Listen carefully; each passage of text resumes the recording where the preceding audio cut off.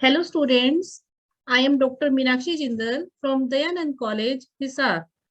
Today I am going to deliver a lecture on indigenous, exotic and cross breeds of fowls. I prepared this topic in tabular form by comparing various features of the indigenous and exotic breeds. I hope you can better understand the topic. Let's start with the topic. इस unit 3 poultry farming. सबसे पहले आपको ये जानना है कि poultry farming होती क्या है। तो जैसे आप लोगों ने एनिमल डेयरी फार्मिंग के टाइम पर पढ़ा था, सेम उसी तरह पोल्ट्री फार्मिंग। जैसे डेयरी फार्मिंग में था कि भी animals are reared for economic and commercial purpose. यहाँ पर rearing of birds for eggs and meat. So poultry farming is a branch of animal husbandry concerned with rearing of birds for eggs and meat. This practice is known as poultry farming. ठीक है, इसमें हम क्या क्या include करते हैं? Chickens करते हैं, मेनली तो चिकन्स है, फिर डक्स आपने देखा भी था उधर फील्ड विजिट पर, डक्स, गीज, टर्कीज भी किए थे उन्होंने। तो this is poultry, general information regarding poultry. अब आता है प्रिंसिपल्स ऑफ पोल्ट्री। तो प्रिंसिपल्स में वो सारी रिक्वायरमेंट्स आती है जो कि एक बर्ड को मैनेज करने के लिए यूज होंगी ताकि उससे बेस्ट परफॉर्मेंस हम अचीव कर सके। तो प्रिंसिपल्स क्या है? These are the requirements which are use to manage animals to achieve their best performance. Okay, तो दीज आर द प्रिंसिपल्स। अब इसके अंदर मैनेजमेंट में जितनी भी हमारी रिक्वायरमेंट, जो भी हम मैनेजमेंट के लिए कर सकते हैं, वो सारे पॉइंट्स आएंगे आगे प्रिंसिपल्स के अंडर। तो सबसे पहले एक मैनेजर चाहिए। ठीक है, मैनेजर बहुत जरूरी है किसी के लिए भी, चाहे वो डेयरी फार्मिंग हो चाहे वो पोल्ट्री फार्मिंग हो, ताकि वो डिटेल्स रख सके रिक्वायरमेंट्स की। तो manager must know the details of requirements and then select a genotype best suited that situation. Next आता है कि भाई protection from the predators and harsh environment. Harsh मतलब हार्ड एनवायरनमेंट, जो कि उन बर्ड्स के लिए या किसी भी एनिमल के लिए अच्छा ना हो। तो that was the harsh environment. तो इसमें क्या हो गया? Good management of birds involves providing a good poultry farm for their protection from predators and harsh environment. Next आ गया फॉर देयर हेल्थ। हेल्थ के लिए हाइजेनिक कंडीशंस बहुत जरूरी हैं। अगर हम हाइजेनिक कंडीशंस नहीं रखेंगे तो डिजीज कंट्रोल नहीं हो पाएगा। तो proper hygiene and health care of birds for the prevention and pest of the birds. Okay, next आ गया कि हम उनको प्रॉपर फीड दें, वाटर दें, ताकि ईल्ड अच्छी आ सके हमें बर्ड से। तो providing proper feed and water to obtain best yield from the birds. Next आ गया कि हार्मोनियस इंटरेक्शन होनी चाहिए between the stock and the caring person. Harmonious interaction मतलब जो उसके बारे में सब कुछ जानता हो, उसको उससे मतलब जो स्टॉक है, जो बर्ड्स है, उनको ये ना लगे कि भाई ये कोई अनजान पर्सन आ गया जिसकी वजह से उनको कोई हार्म हो सकता है। तो हार्मोनियस इंटरेक्शन मतलब दोनों का आपस में लगाव होना चाहिए। तो harmonious interaction between the stock मतलब birds and the caring person.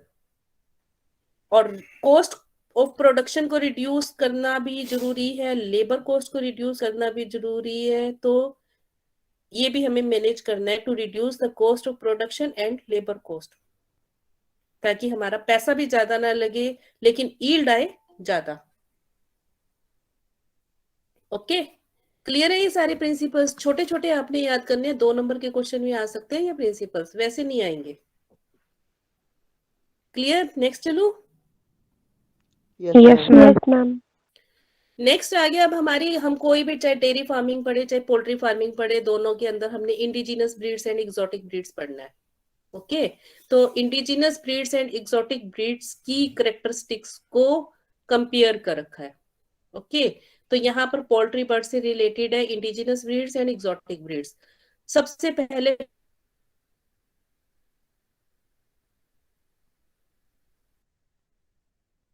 First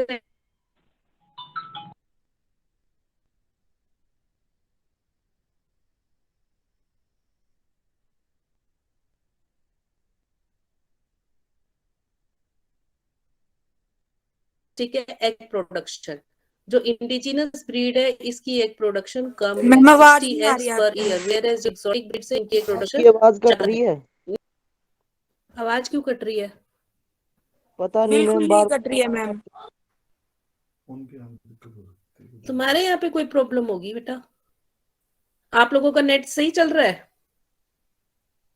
एकदम यस सही मैम। Yes ma'am. आपकी आवाज सही है। मैम आपकी फ्रीज हो रही है आवाज।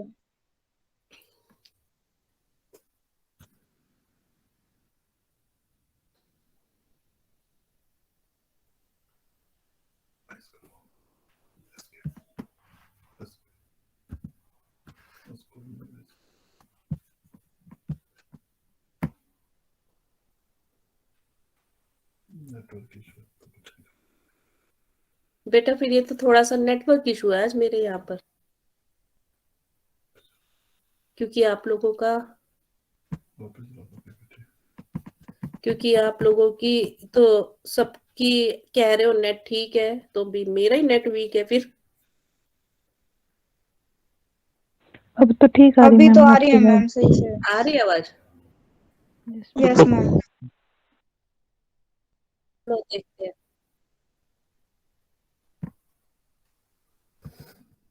इंडिजिनस है एक्सोटिक ब्रीड्स। फोरेजिंग में आ जाता है कि वो फीड करते हैं ग्रास के ऊपर, इंसेक्ट्स के ऊपर या फिर किसी ग्रेन्स के ऊपर। तो जो इंडिजिनस ब्रीड्स हैं, these are the excellent foraging birds, whereas the exotic breeds are not good in foraging. Okay फिर आता है इंडिजिनस मैम ब्रीड्स फोराजिन का क्या की। मतलब होता है? क्या हो रहा है? फोराजिन मीन क्या होता है? फोरेजिंग मतलब कि वो फीड कर सके किसी भी ग्रास के ऊपर या किसी भी इंसेक्ट के ऊपर। ग्रेन्स के ऊपर तो सारे ही करेंगे, ठीक है। ओके ग्रेन्स तो डालते हैं ना बर्ड्स को, लेकिन वो किसी भी ग्रास के ऊपर या इंसेक्ट के ऊपर भी फीड कर सके तो वो होएगा फोरेजिंग। तो indigenous breeds are the excellent foraging characteristics, whereas exotic breeds do not have excellent foraging in characteristics. Indigenous breeds की जो इम्यूनिटी अगेंस्ट डिजीजेस है मोर है, whereas exotic breeds are less immune against diseases. ठीक है। Next आ गई हमारी सारी की सारी इंडिजिनस ब्रीड्स जो कि आपके सिलेबस के अंदर है। एसील, चिटागोंग, बसरा एंड ब्रह्मा। एसील आपने वहां पर देखा भी था, फील्ड विजिट पर देखा था, यस मैम। है ना। तो अब ये किस किस स्टेट से रिलेटेड है, अब ये पढ़ना है सबसे पहले। एसील है AP and UP, Andhra Pradesh, Uttar Pradesh and Karnataka. Chittagong है मेघालय एंड त्रिपुरा। बसरा है गुजरात एंड महाराष्ट्र का। And Brahma is related with Brahmaputra region, इसीलिए इसका नाम रख दिया ब्रह्मा। ओके अब इनके कलर में बहुत वेरिएशन है चारों ब्रीड्स के। तो जो एसील है, क्योंकि हमने मेन जो हमारा टेबल चिकन है दैट वाज एसील, तो Aseel is most famous and the best Indian table chicken. जो भी आप रेस्टोरेंट वगैरह में अगर चिकन खाते हैं that was related with Aseel, इसलिए इसकी वेराइटीज के नाम भी लिखे हुए हैं सारी की सारी जितनी भी हैं इसकी। तो popular varieties are Peela which is golden red in colour, Yakub which is black and red in colour, Noori which is white and Kagar which is black in colour. इसी तरह चीताकोंग में भी popular varieties are buff, white, buff, जो इनके colours दे रखे हैं varieties के कि क्या क्या कलर के हो सकते हैं। These are buff, white, dark brown, black and grey in colour. Okay लेकिन जो मोस्ट पॉपुलर कलर है वो है गोल्डन एंड लाइट येलो। बाकी buff, white, dark brown, black and grey भी हो सकते हैं, but popular colour is golden and light yellow. इसी तरह बसरा में भी बहुत वेरिएशन है, इन्होंने लिखी नहीं हुई, आपने करनी भी नहीं है। फिर आता है Brahma, its main varieties are light, dark and buff in colour. Okay फिर आता है इनके वाटल एंड ईयर लोब्स। वाटल पता है आपको क्या होते हैं? No ma'am. जिस टाइम पर आपने वहां पर पोल्ट्री बर्ड्स देखे थे तो आपने देखा होगा कि उनके गर्दन से दो फ्लैशी लोब से लटक रहे थे, which are red in color. Mainly these are red in color. ठीक है, ध्यान है आप लोगों को, उनकी गर्दन से दो फ्लैशी से लोब लटक रहे थे. Yes ma'am. ठीक है, these are wattles. जो लटक रहे थे ना दो lobe, Yes, ma'am. these are wattles. वाटल्स क्या करते हैं कि जिस टाइम पर वार्म कंडीशंस हो जाती हैं तो ये पोल्ट्री बर्ड मर जाते हैं. वार्म कंडीशंस में इनको कूलिंग देनी जरूरी होती है. तो वाटल्स क्या करते हैं, इनके बॉडी टेम्परेचर को लो रखते हैं. तो लो बॉडी टेम्परेचर लो रखने में वाटल्स हेल्प देम. ठीक है, फिर ईयर लॉब्स. आपने देखा कि बर्ड्स में कभी भी ईयर्स प्रेजेंट नहीं होते. ठीक है, तो इसमें क्या है कि ईयर लॉब्स की जगह दो होल्स होते हैं दोनों तरफ उनके. तो वो these are the ear lobes जो कि कवर रहते हैं मेनली फेदर से. कभी भी इनके external ears are not present. External ears की जगह होल्स प्रेजेंट होते हैं. तो these holes are ear lobes which are covered with feathers. तो wattles and ear lobes are bright red in color in a seal. Red ही होते हैं mainly ये. तो चारों में आप देखोगे these are red in color. Okay, फिर आता है कॉम्ब. कॉम्ब क्या होता है, जैसे किंग का क्राउन होता है इसी तरह इनके सिर के ऊपर भी एक कॉम्ब प्रेजेंट होता है. तो अब कॉम्ब में आप देखोगे कि पी कॉम्ब. पी कॉम्ब मतलब उनका जो क्राउन है उसमें आपको 3 पॉइंट्स दिखेंगे. पी कॉम्ब मतलब ट्रिपल कॉम्ब, यानी कि उसके ऊपर 3 पॉइंट्स आपको कॉम्ब के ऊपर दिखेंगे. तो दैट वाज पी कॉम्ब. जब भी 3 पॉइंट्स दिख जाए, पी मतलब ट्रिपल, यानी कि 3 पॉइंट्स दिख गए तो it means it is P comb. आगे आप जब एग्जॉटिक पढ़ोगे तो उसमें रोज कॉम्ब भी आएगा, तब आप रोज कॉम्ब का मतलब समझ लेना. बट दीज इनमें चारों में पी कॉम्ब है. ओके, तो कॉम्ब कैसा है, सील में स्मॉल साइज का है बट पी कॉम्ब. इसी तरह चिटागोंग में भी स्मॉल साइज है बट पी कॉम्ब. इसी तरह बसरा में comb is red single small to medium. यहाँ पर पी कॉम्ब नहीं है बसरा में. यहाँ पर सिंगल कॉम्ब है, रेड कलर का है, स्मॉल टू मीडियम है, यानी कि उसके कॉम्ब में आपको 3 पॉइंट्स नहीं दिखेंगे, सिर्फ सिंगल कॉम्ब है ये. और फिर ब्रह्मा में इट इज पी कॉम्ब, यानी कि 3 ब्रीड्स ऐसी हैं जो कि पी कॉम्ब है और सिर्फ बसरा ऐसी है जो कि सिंगल कॉम्ब है. फिर इसकी बीक पर आ जाए तो सील की जो बीक है, बीक स्ट्रॉन्ग है, येलो कलर की है. यहाँ पर येलो नहीं लिखा. चिटागोंग की लॉन्ग एंड येलो है, एंड सबकी येलो है कॉम्ब. फिर आ जाते हैं हम फेदर्स पर. फेदर्स में सील के फेदर्स देखो, it is multi coloured plumage with solid feather patterns. Plumage क्या होता है, प्लूमेज स्ट्रक्चर एंड उसके कलर्स को शो करता है फेदर्स के. तो जो structure and colour of feather है ये होता है प्लूमेज. प्लूमेज क्या करेगा, जो पोल्ट्री की ब्रीड्स है एंड प्योर लाइंस है उनको डिस्टिंग्विश करेगा. तो through plumage we can distinguish between the pure lines and breeds, क्योंकि उसके फेदर्स का जो कलर एंड स्ट्रक्चर है दैट वाज प्लूमेज. और प्योर लाइन का अलग होएगा, ब्रीड्स का अलग होएगा. तो plumage helps in distinguishing the pure lines from the breeds. तो ये होता है प्लूमेज. तो जो इसके फेदर्स हैं सील के, these are multi coloured plumage with solid feather patterns. Chittagong में देखो तो शैंक क्या होता है, जो उसका फुट होता है, फुट से अबव वाला पार्ट दैट वाज शैंक, यानी कि उसके जो फुट है, फुट से जस्ट अबव वाली जो लेग होती है इट वाज शैंक. ठीक है, तो जो शैंक है चिटागोंग का दैट वाज फेदरलेस. बाकी बॉडी फेदर्स के साथ है बट शैंक इज फेदरलेस. फिर आता है बसरा. बसरा में जो प्लूमेज है it is white mixed with black feathers and body is covered by light feathers, यानी कि उसके जो फेदर्स है वो हैवी नहीं है, कम ही है उसके ऊपर फेदर्स. ब्रह्मा में profusely feather to stand cold temperature very well, यानी इसके जो फेदर्स हैं बहुत ही हैवी हैं. प्रोफ्यूजली फेदर्ड यानी कि उसकी जो बॉडी है बहुत ही अच्छी तरह से कवर्ड है with feathers. Densely feathered to stand cold temperature very well. फिर अब जब भी हम पोल्ट्री की ब्रीड्स पढ़ते हैं तो हमें ये पता होना चाहिए कि वो ब्रॉयलर है अच्छा या लेयरर है अच्छा। ब्रॉयलर मतलब मीट प्रोवाइडिंग और लेयरर मतलब एग प्रोवाइडिंग। ठीक है, तो जो एसील है it is a good broiler because it provide high yield of flavoured meat, इसीलिए बेस्ट टेबल चिकन मीट है इसका। ओके, क्योंकि फ्लेवर्ड मीट है, लोग पसंद करते हैं इसको। और मैंने उस टाइम पर आप लोगों को बताया था कि भाई ये जो एसील है it is famous for cock fighting. इसके जो लेग होती है उसके ऊपर स्पर प्रेजेंट है, spur helps in fighting. Mainly इसका जो कॉक फाइटिंग, जब भी आप लोग कॉक फाइटिंग देखोगे तो Aseel is famous for cock fighting, क्योंकि इसका स्टेमिना भी बहुत हाई है और इसकी फाइटिंग क्वालिटीज भी बहुत अच्छी हैं। तो Aseel is famous for its high stamina and fighting qualities.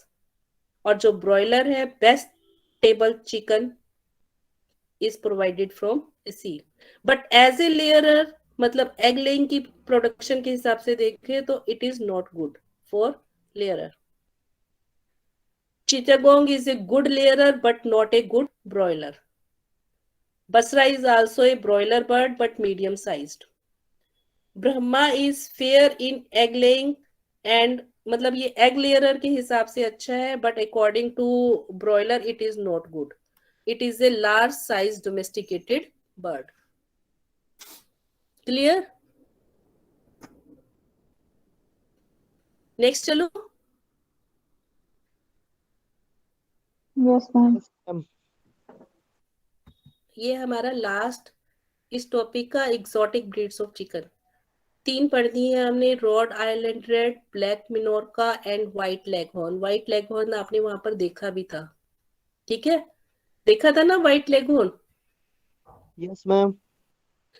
अब इनकी कंट्रीज देखें, क्योंकि अब हम यहाँ पर स्टेट्स नहीं देखेंगे, यहाँ पर कंट्री से रिलेटेड है क्योंकि एक्सोटिक ब्रीड्स है।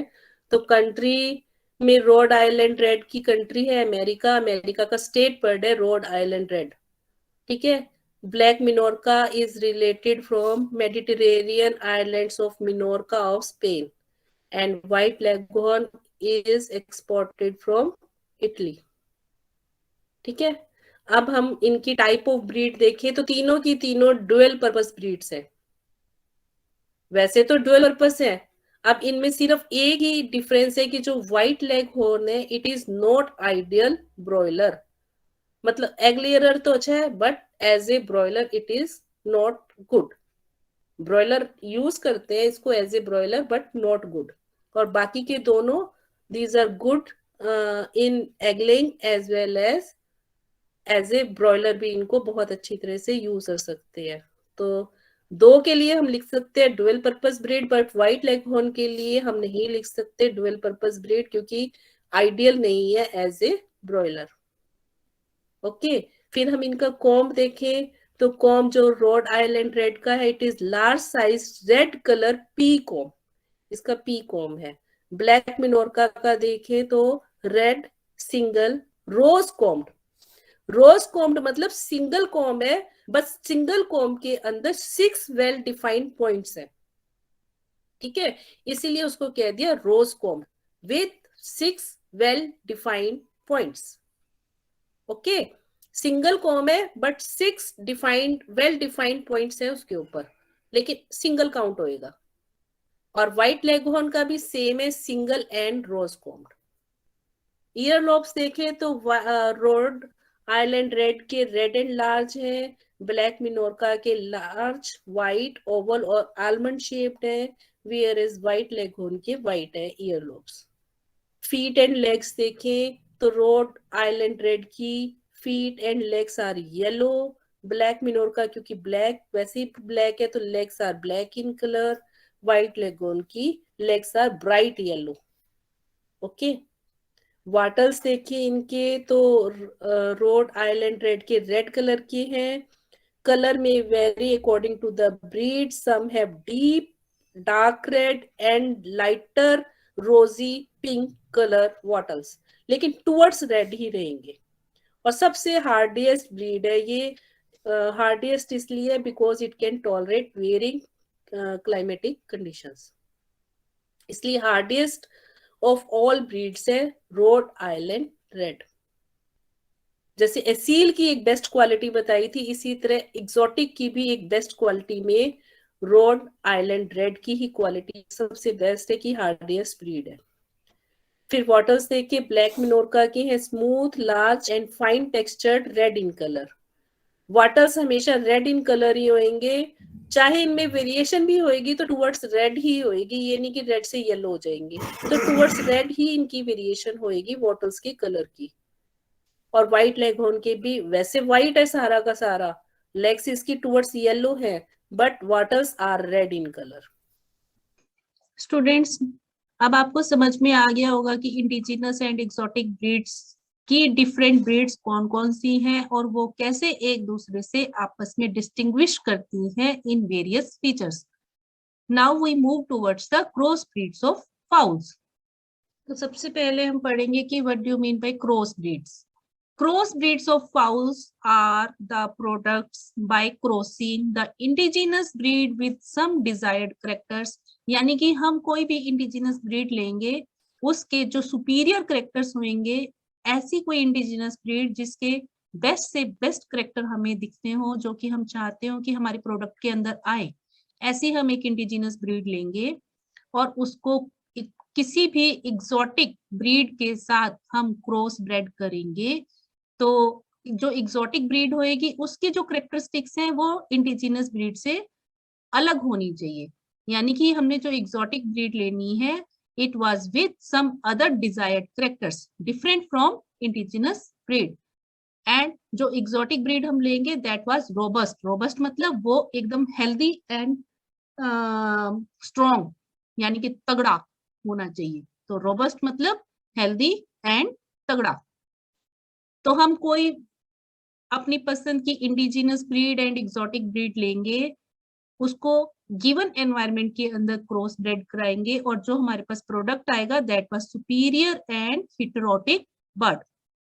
ठीक है, सुपीरियर एंड हेटेरोटिक क्यों होएगा? सुपीरियर मतलब हमने जो इंडिजिनस ब्रीड ली वो भी अच्छी क्वालिटी की थी, जो एग्जॉटिक ब्रीड ली उसके पास भी सुपीरियर कैरेक्टरिस्टिक्स थी। तो जब हम इन दोनों को क्रॉस ब्रेड किया तो हमारे पास जो हेटेरोटिक बर्ड आया, हेटेरोटिक क्यों हुआ? क्योंकि दोनों का क्रॉस ब्रेड है, उसके पास उन दोनों की क्वालिटीज आ गई, इंडिजिनस की भी आ गई, एक्सोटिक की भी आ गई। तो these superior and heterotic birds are the cross breeds of fowls. These are the product of genetic blending of superior traits of two breeds. Genetic blending मतलब जो उनका genetic material है उसका mixing होना। तो genetic material of indigenous breed भी mix हो गया, exotic breed का भी mix हो गया और हमारे पास जो product आया that was superior and heterotic cross bred of fowl। अब मेन पर्पस क्या है क्रॉस ब्रीडिंग का? मेन पर्पस ये है कि जो हमारी वैरायटी है उसकी इंप्रूवमेंट हो जाएगी। तो majority of the present day chickens used as egg layers and broilers are cross breed फ्लॉक्स।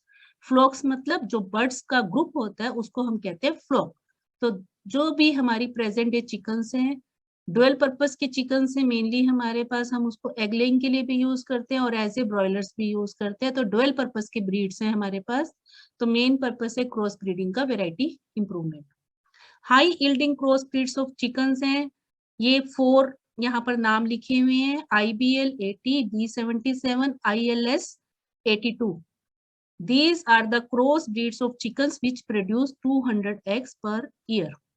जबकि एक और क्रॉस ब्रीड वेराइटी है H260, it produces 260 eggs per year, यानी कि एक साल में 260 एग्स प्रोड्यूस करती है H260। Okay, clear? अब आप इस फोटो में देखोगे 2 क्रॉस ब्रीड्स दिखा रखी हैं, IBL 80 and ILS 82। These 2 breeds produce 200 eggs per year। अब एक सबसे बेस्ट क्रॉस ब्रीड है फाउल की Giriraj breed. It is a dual purpose breed.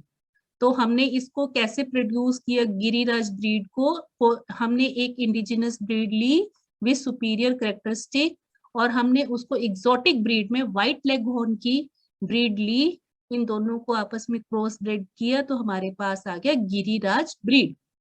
ठीक है, this breed is resistant to many diseases, but जो रानीखेत डिजीज है इसके लिए इसके पास कोई रेजिस्टेंस नहीं है। रानीखेत डिजीज इस बर्ड को हो सकती है, बट जो दूसरी बैक्टीरियल डिजीजेज या फंगल कोई भी अदर डिजीज है उससे ये रेजिस्टेंट है। सेकंड बात क्या है कि भाई ये जो गिरिराज ब्रीड है it exhibit better growth than other local varieties, यानी कि इसकी जो ग्रोथ है वो भी बहुत ही बेस्ट है। और सबसे बड़ी बात, this is the dual purpose breed. This Giriraj breed is developed by Karnataka veterinary university of Bangalore. इसकी जो फीमेल है इट लेज 130 से 150 एग्स पर ईयर, यानी कि एक साल में 130 से 150 एग्स तक फीमेल ले कर सकती है। And weight of each egg is 52 to 55 grams. जो इसका शेल है एग का that was brown in colour, thicker than other commercial eggs and it resist breaking, यानी कि जल्दी जल्दी ब्रेक नहीं होता इसका शेल, इसीलिए थिक है, क्योंकि जो भी चीज शेल थिक होएगा तो जल्दी ब्रेक नहीं होएगा। This is the Giriraj breed, okay, which is developed by Karnataka. What are the advantages of cross breeds over the indigenous breeds? जो भी ये क्रॉस ब्रीड्स हैं ये क्या है कि सबसे बड़ी बात है कि these consumes less feed, consume less feed करती है but they produce same amount of meat as compare to the desi breeds. तो फीड कम कंज्यूम किया बट मीट उसी अमाउंट में दिया जिस अमाउंट में देसी ब्रीड्स देती हैं। इसी तरह सेकेंड एडवांटेज क्या है कि cross breeds consume less feed but produce same number of eggs as compare to the desi breeds, यानी कि फीड कम कंज्यूम किया बट एग्स की प्रोडक्शन सेम है in comparison to the desi breeds. Okay students, I think the topic is clear with you. Okay, thank you.